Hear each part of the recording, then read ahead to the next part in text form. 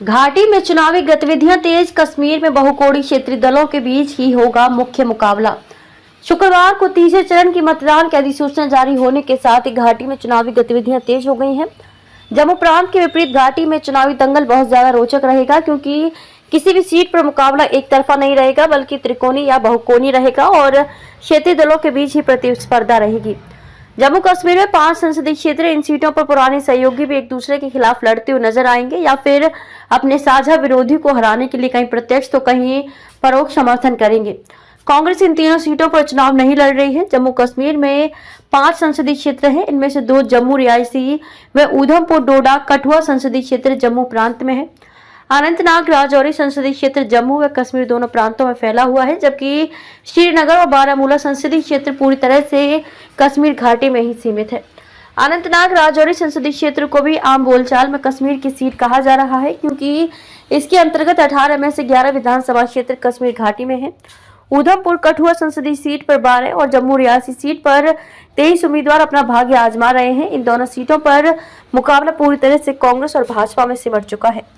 उधमपुर कठुआ संसदीय सीट पर भाजपा के डॉक्टर जितेंद्र सिंह को कांग्रेस के चौधरी लाल सिंह व जम्मू रियासी सीट पर भाजपा के जुगल किशोर शर्मा को कांग्रेस के रमन भल्ला से टक्कर मिल रही है। किसी सीट पर नेका पीडीपी तो किसी सीट पर नेका पीपल्स कॉन्फ्रेंस की मुख्य लड़ाई। पलड़ा किसका भारी है, इसकी बहस में जाने की जरूरत नहीं है। इसके विपरीत अन्य 3 सीटों के लिए जहां अभी किसी प्रत्याशी ने नामांकन जमा नहीं कराया है, त्रिकोणीय और बहुकोणीय संघर्ष होगा, जहां किसी सीट पर नेका पीडीपी तो किसी सीट पर नेका पीपल्स कॉन्फ्रेंस की मुख्य लड़ाई होगी। श्रीनगर की तीनों सीटें पीडीपी, नेका people conference, Jammu Kashmir Apni party और भाजपा के लिए विभिन्न कारणों से अहम है।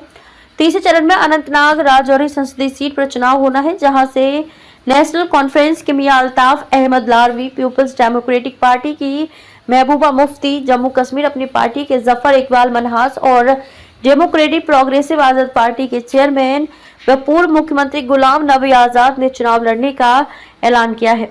भाजपा भी इस सीट पर चुनाव लड़ने के मूड में है और उसने अभी अपना उम्मीदवार घोषित नहीं किया है।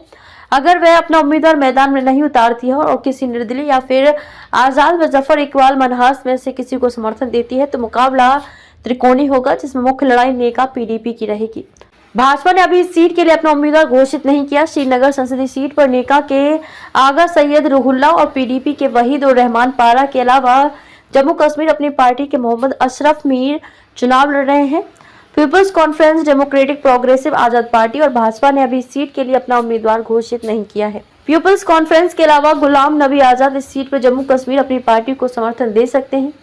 अगर ऐसा करेंगे तो वह नेका पीडीपी की लड़ाई को त्रिकोणीय बनाएंगे। उत्तरी कश्मीर की बारामूला कुपवाड़ा संसदीय सीट पर पीडीपी के फयाज अहमद मीर, अवामी इत्तेहाद पार्टी के चेयरमैन इंजीनियर रशीद, पीपल्स कॉन्फ्रेंस के चेयरमैन सज्जाद गनी लोन के अलावा नेका के उमर अब्दुल्ला का चुनाव लड़ना तय है।